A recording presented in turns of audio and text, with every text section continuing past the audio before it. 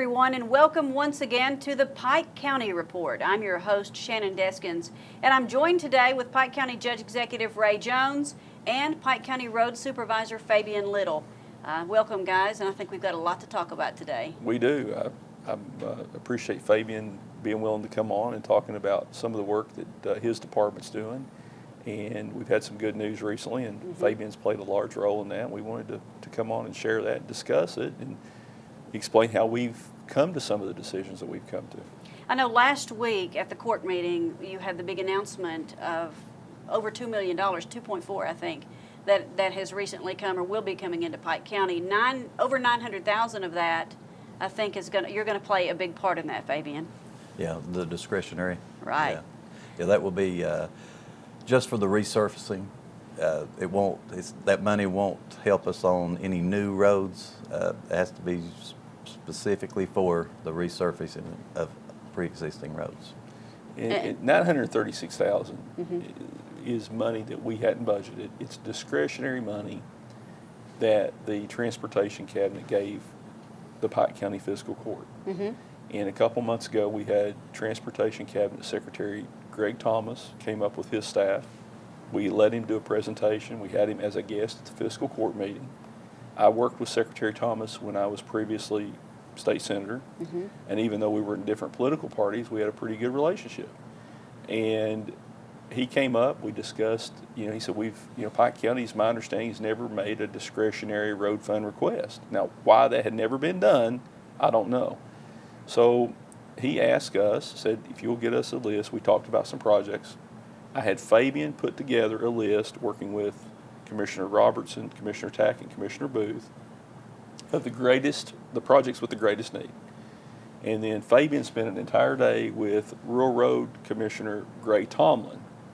That's correct. Yeah. An entire day going and looking at some of the worst roads in the county. And they identified 4 roads that are clearly among the worst in the county. The first is Ford Mountain. It's where our landfill is located. It's one of the major routes in and out of Brush. And it was a road that simply, we've got a lot of places. It's not just resurfacing. We're going to have some guardrail installed. There's going to be some embankment failures that have to be fixed where the road's dropped off, and then resurfacing. That's going to be $610,000. Then Road Fork over into Left Fork of Island Creek from Sookie's Creek. I mean, there are literally holes there that you could put a tire in them. And then we've got Sycamore Mountain over on Johnson Creek. And then Right Fork of Brush. So yeah, you guys have spent some time. And Fabian, I want to ask you, when you get the people here from Frankfort and you spend that day out there, do their mouths drop? Is it one of those? Honestly, I think a lot of people don't realize how large Pike County is. I think that's what hit home for Gray, is when we were riding around, was exactly how massive this county is and how spread out we are. And then also, the road conditions, that played a lot. I mean, we had submitted a lot. I think I'd submitted for 1.6. We asked for a lot more than we got. Yeah, but, you have to ask, right? That's exactly right. Like you've said to me before, you're not going to get it if you don't ask for it. And here's the thing: there are a lot of counties that are mad because Pike County received the largest amount of discretionary road aid in the state, and it's not what we had asked for, but it's a lot more than the county had ever received before. Exactly. And Fabian has built a very good relationship with the District 12 folks, and also with the Rural Road Commissioner. And I think it's because of the change in the management style. It's what we're trying to do.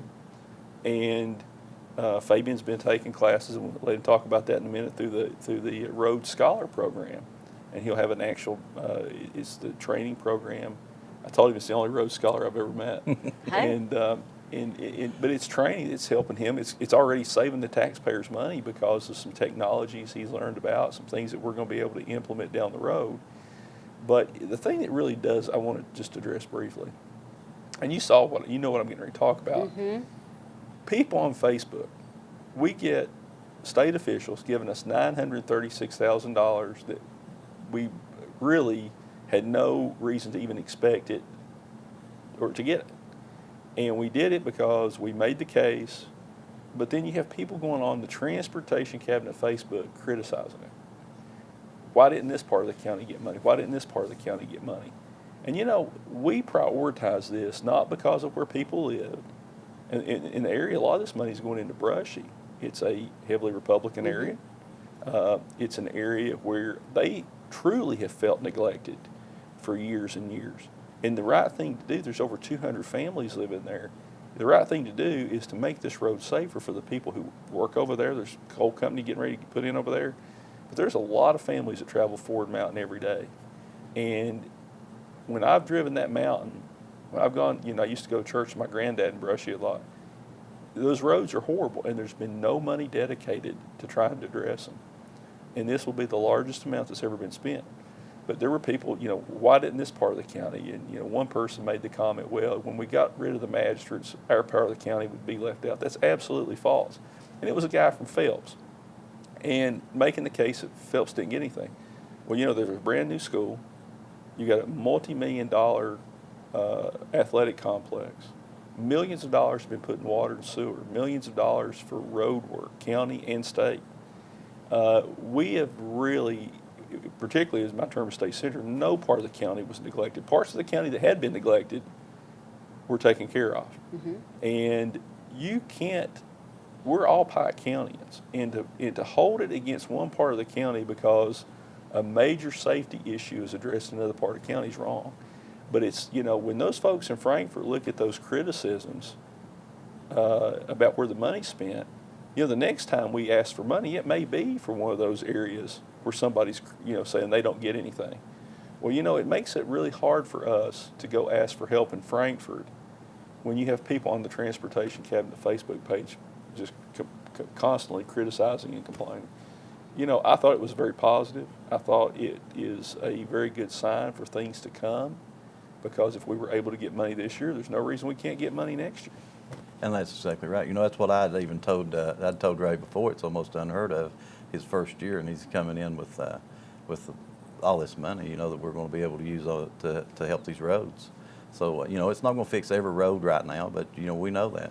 There's got to be a starting point and an ending point, and we're trying to start with the worst roads that we feel, you know, the best impact for the money. And that's what we're trying to do. And you know, and like you said, each year we'll keep reevaluating and getting some more of these done. I mean, how many, and I don't know off the top of my head, how many miles of county roads are there in Pike County? I know it's a lot. Shannon, if you could answer that question, I just got off we the would phone. hire you. I just got off the phone with Jamie Pinson right before I came over. And the state's doing this for every county. We will have a year to do it, but because our county is actually in such a bad shape as knowing what roads we have and the mileage, so he's given us 2 years.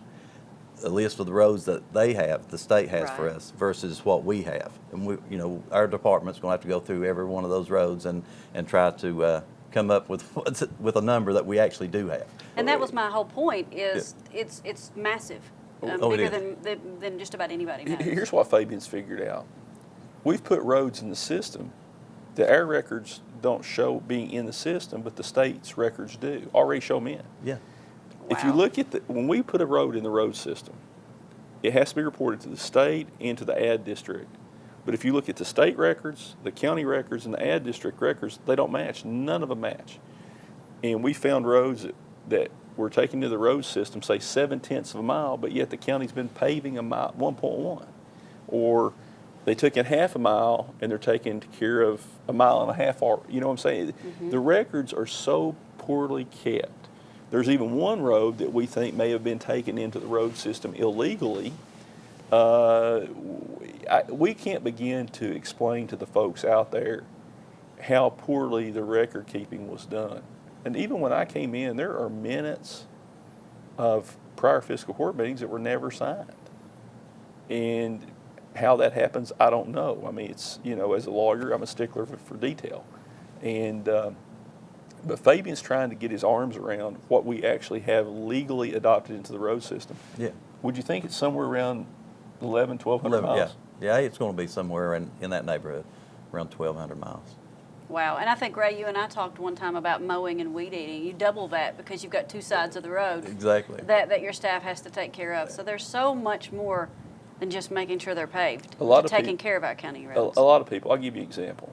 We've had folks complaining in the District 5, which was the Phelps, Peter Creek, Blackberry area, about potholes. Well, they're behind over there because last year, They wasn't the allowed to former pothole patch. magistrate, go ahead and tell them the story. They wasn't allowed to pothole patch because they had to work on the for the ramps. boat ramps. That's what I was trying to, for the boat ramps over there. So actually, the foreman over there says, he done no pothole patching all last year. So he's trying to get 2 years worth of potholing done in one summer. So yeah, he's behind.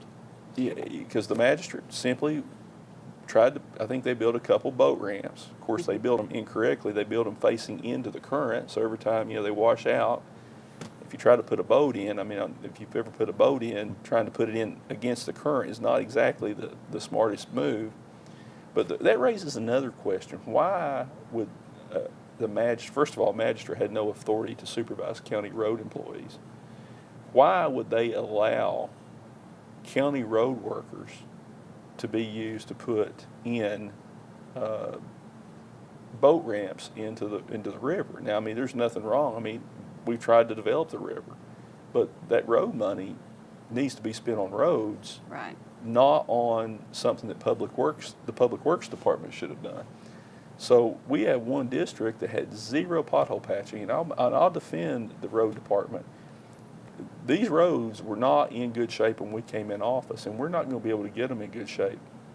There were problems with drainage, ditches hadn't been pulled, and there's three things you really have to have for good roads. You have to have a good base, you have to have drainage, and you have to have proper elevation.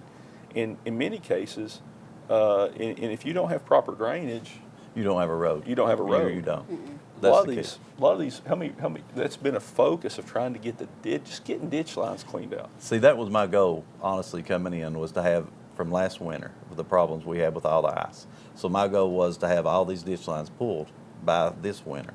Well, it's not going to happen. There were several factors that led to that, but I've come to realize that I'm not going to be able to get that. A lot of it's the equipment, the breakdown, trying to keep it running. But then also with the slides, the storms that we've had, it pulls us off, makes us go do other things. But yeah, it's a problem. And I know in flatter parts of the state, they don't really understand necessarily how things happen with our runoff and their ditches and things. So I think, is it eye-opening for a lot of people from downstate when they come here and realize exactly we have to deal with everything they do plus so much more. Plus so much, yeah, because it's no longer just a puddle standing there. This is running water that's eroding banks and the roadway. Now, we talked about that $936,000. We also just recently got some additional coal severance money. Let's briefly talk about that as well, because that's over $1 million. It was $1.452 million. We received the check last week. One word of caution on that is and that goes back to language that we put in the last budget that I worked on about excess coal severance tax coming back to the coal counties. The big problem is we budgeted this year $1 million for coal severance tax. And in the first quarter, we were down about $70,000. So we're probably not going to get The full million. to full million. So that extra coal severance tax will if I were betting, I would say 800,000 is where we'll end up being, maybe 750. So that's going to help fill that hole in the budget where if in fact the coal severance continues to be low. But hopefully we're going to be able to use some of that money to help replace some of the worn out road equipment. The excavators that the road department uses, they made a horrible decision to go to wheeled excavators. The whole theory was they could drive them instead of having to haul them. The problem is they're not very well suited. Limited use. They're limited use. Okay. So I know you talked about equipment, so maybe purchasing some new equipment or upgrading and fixing some stuff will help you in the long run as well. Oh yeah, and especially like the weed mowers. I mean, we've got so far behind on mowing, but when you have a machine that it's only running probably 3 weeks is the most, and then it's back in the shop for 2 or 3, maybe even a month before it can get back out on the road. So we're constantly in the hole and behind on that. But next year we're thinking about maybe going into doing a little spray to try to get ahead of this, so it's not so bad. Right. Fabian, one of the things he learned in some of the training he's had is that it may be more cost effective to get our road foremen certified to spray and let them spray particularly pre-emergent so we can keep some of this stuff from coming out. It would be. You know, even if we start out, we just do it not around homes, but still that's going to help us because the weed mower, he's not mowing through those areas. So it'll help us a lot if we can spray and get a program like that started. I do want to go back and talk about this. If we've got 1,200 miles of county roads, you've got 6 mowers. At any given time, you've probably got 4 or 5 working. The problem is, it's not 1,200 miles of roads because you got to cut both sides. Right. So you're really talking 24. You got really 6 mowers to cut 2,400 miles of road. And with the rain we've had, with the heat, I mean, you know, as soon as they make a swipe through an area, you know, next week it needs to be done again. Part of this is, and I've talked about this before, we've got a lot of equipment that's not suited for the job. Some of it's worn out, but some of it is the fact that we only have limited manpower to address these problems and then limited money. I wanted to just briefly share with the folks, we talked about the number of road miles. The total road fund budget that we're operating under for this fiscal year is $7.123 million, $7,123,725.11. Now, that's a little misleading because about, for instance, 167,000 goes back to the 2010 flood for FEMA. It all has to be spent on the damage that resulted from that. 617,832 will be for the 2018 flood. 1.44 million will be for the flood this year. So if you're really looking at about 1.8 million, 1.9 million of that 7.1 million only can be used on those Specific projects. Specific projects to fix flood damage. Now, we're getting state blacktop and bridge money of about $580,000. We get about $223,000 from truck license refunds. Operator's license, we budgeted $5,000. We get and a lot of people wonder where the car tax goes when they pay their taxes on their cars. One gentleman posted, well, you know, he pays occupational tax, and, you know, he's upset. Well, I got to look, and he works at Pikeville Medical Center. None of the tax, if you work in the city of Pikeville, none of the occupational tax goes to the county. None of it. So we get $2.4 million from county road aid money, an additional $50,000 from rural aid money, and then it's sort of skewed a little bit more because $810,000 for auction proceeds because of the lease program where we have 7 dump trucks and 3 roll-off trucks that those rotate annually. It's a really good program because the county's made money on it. But so when you boil these numbers down, you're looking at somewhere about $4.5 million, maybe closer to $4 million, is what we have that to take care of all the road equipment, fuel, salaries for 36 employees, 37 employees when you count Fabian. Their pension contributions, their health insurance, all their fringe benefits, all the material we use for blacktop, gravel, drain tiles. I mean, if you really boil this down to around maybe a little over $4 million, and you take 1,200 miles of county roads, it's a drop in the bucket. We have woefully inadequate funding to take care of as many miles of mountainous roads as we have. But we're going to do the best we can, and we're going to spend the taxpayer money wisely. Fabian's really cracked down, and you want to talk about this, about the spending. I mean, if you look about how much gravel the county was going through. Yeah, we no longer stockpile. Used to, they would keep around 300 ton of gravel, just surplus gravel on each lot. We have 6. So now we're kind of doing it on just a need-to basis instead of trying to stockpile that. And also, you know, we've got better control of how that money is spent, and then also exactly where that gravel is going. It helps me to know at the end of the year how much gravel I've put on this road. You know. Well, you know, there were some problems in the prior administration about dealing with gravel. If you don't have it on the inventory lot, you don't have to worry about people. The temptation. Yes. The temptation. Right. Yeah. And it also makes sure the taxpayer money is spent more wisely. Fabian's really really cracked down on the spending, and I'm proud of what he's done. He's done a heck of a job for us. I've known him my entire life, and he worked, just by way of background, he worked 27 years in the county road department, and I've known him for many years, and he's a perfectionist, and if he does something, it's going to be done right, and that's the one thing we have in common. You know, he's Attention to detail. Attention to detail. He's competitive.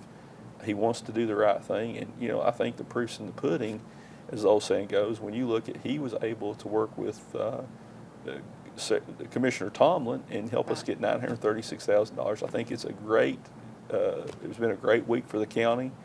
I think that it shows that there's good things ahead for the road system, but we're asking people again to be patient. We've been in office 7 months. It didn't get in this shape overnight. It's not going to get fixed overnight. But, you know, if you go back and I think if you look at the failure of the magistrate system, they were worried about things. They were never worried about the big picture, taking care of what needed to be addressed first. It was about taking care of themselves and getting reelected.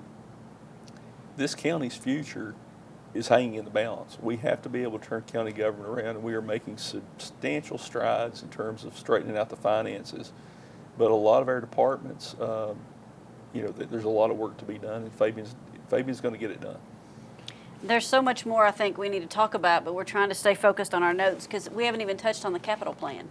And that's something that we had talked about is you guys are looking at talking about attention to detail. I mean, you're looking at details and details that were missed in prior administrations. Well, you know, it may be something that's just that is because of our American system of government. You know, instead of worrying about the next election or the next week or the next year, we're trying to look ahead for the next several years, whether I'm the county judge or not. Because if you run a business, and I use the example of my law firm, when we buy computers, I don't buy 10 computers at one time. We'll buy 2 this year. We'll buy 2 next year. There's reasons for that. One is you're not using all your cash up. You don't want everything wearing out at the same time because, you know, 5 years down the road when you have to replace all new computers, business may not be good. Exactly. And you may not have the cash flow to do that. You want to spend your capital in increments. And, you know, we may buy 2 computers this year and we may buy a brand that we don't like them, they don't hold up well. Well, if you bought 10 of them, you've got a problem. It's just like the county buying 6 Dodge gasoline mini packers for solid waste. Instead of buying 2 to see how they work, they bought 6. They've been absolutely a fiasco. They can't keep them running. We've got 2 down now. So if you do a capital plan and you look what you need for your road department, what you need for solid waste, what you need for your public works department, you figure out what we need to buy this year, what we need to buy next year, and that way you can plan it. Are we better off to lease it? Are we better off to buy it? There's a lot of factors that come into play. We are close to having the capital plan done. It's taken a lot of work because every time we've gotten to where we thought it was done and something else comes up and we've had to go back and make some changes. Once we figure out what we need, then we've got to figure out, you know, we pretty much know when we need it. But then we've got to sort of make some priority changes. Okay, you know, if you need 6 excavators, I think it's fair to say you need 6 excavators. We do. But is it practical to buy 6 at one time? Right. When you're talking 150 to 180 a piece. So that's stuff that you guys are working on, and it's kind of like a work in progress going forward. And we're but- close. Yeah. We're close. Matter of fact, Deputy Judge Hickman was just on me today to go ahead and get mine turned into him. So yeah, I mean, it's truly the county has become now to where it's run like a business, like it should have been all along, and you guys are doing that well. And you know, and he is. That's no joke. And I'm willing to take the heat for some of the decisions we made because it was easy for prior administrations to not make hard decisions, and that's what led us to this point. And when you have declining population, you have fewer people to pay taxes to shoulder the burden. I was told this week that the county school system's down to under 8,000 students. You have fewer people to pay taxes to shoulder the burden of the school system. And you know, it can be turned around, but it's going to take some time to do that. Now, one of the other things that we wanted to make sure we spent time on today is you wanted to address some of the concerns you have with mountain water. That's been something ongoing over the last couple of months that's been out there and been talked about, but that's something you're real strong, you feel very strongly about. Well, you know, I represented Martin County in the state senate for many years, and not once did any local official ever come to me and say, we need help with our water system. In fact, even with all the problems that were in the media, one of the magistrates over there sat in my office and said, in Frankfurt, and said there were no problems with the water system. Now, I mean, that's had the audacity to say that, and the Division of Water Director, Peter Goodman, was there, and he was shocked by that comment. And it was obvious to me what led to that, the failure to invest in the infrastructure as it aged, and the failure to upgrade the system. That's what got them there. Well, they had a lot of problems. They had massive water loss. They had people that were stealing water, that had, you know, bypasses for their meters. And it's created a major problem for Martin County. It's been all over the national news. My job as county judge is to make sure that we put people on the Mountain Water Board that have a background in business, that understand finance, that understand public utilities. We have no one on that board that has any background in public utilities. They don't understand water. They don't understand sewer. That's not a criticism of the individuals that are on the board. It's a criticism of the people who appointed the board. Right. I'm going to put somebody on the board who has some background in water and sewer. And, you know, it was sort of funny when we did have professional management, how people wanted to criticize utility management group. And I publicly said they're never going to be back in control there, because the way they were treated, they wouldn't come back. I do find it ironic that when Southern Water, with all the problems, the Public Service Commission asked UMG, because of their expertise, to take it over, and they've asked them to take over the Martin County Water District. And when you have a company that has professional people, professional management, and they were just simply ridiculed, and a lot of that had to do with some of my political opponents used that as a way just to attack me. But if you go back and look at where they're at now, there's been $94 million. I want the folks out there to listen to this. $94 million has been spent on the infrastructure for Mountain Water. They've got less than $180,000 in their reserve account to do maintenance and repairs. They've got another reserve account that they have to keep because of the debt to secure the bonds that have been issued. Most people, if somebody builds $1 million house and they've got $10,000 in the bank, they can't afford that house. I mean, they don't have the money to repair it. They don't have the money for upkeep. They don't have the money for taxes. Right. They've got spent $94 million, and that may not be a good analogy, but they spent $94 million on Mountain Water, and they've got less than $180,000 in the bank. They have a declining customer base. They're losing customers because people are leaving. Declining customer base means declining revenue. So the question is, how are they going to replace? Right now, Mountain Water has 32% line loss. Under the Public Service Commission guidelines, 15% is all that's acceptable. They're over twice of the acceptable water line loss rate. It's never going to be zero for any district, but we're twice. So 32 gallons of every 100 gallons that they either make or buy goes into the ground, never paid for it. So if any business lost, if it's a restaurant that 32, if it's McDonald's had to throw away 32% of the food they make, they're not going to be in business long. No business is going to stay in operation long with 32% loss. So there's a lot of problems. There's no plan in place to address the water line loss. We've asked them for a capital plan, and the response I had last week was they were going to put it out for a bid. So they're going to take money they don't have to hire an engineering firm. All they have to do is go to their field operations folks. What do we need to replace, and when do we need to replace it, and then what's it going to cost? That's what a capital plan is. Right. I'm not sure they even have the expertise to do that. But after my prior criticisms, and some of the folks may have seen this, they put an ad in the News Express, a press release. They paid over $500 for a press release just to make a political dig at me. That's fine.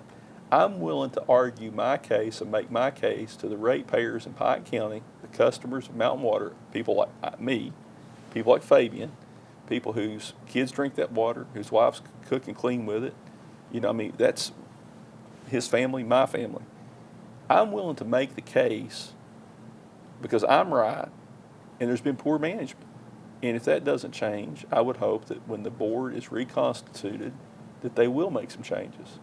There's been a lot of waste, and you know, hiring an engineering firm to do a capital plan, in my opinion, is just pure waste.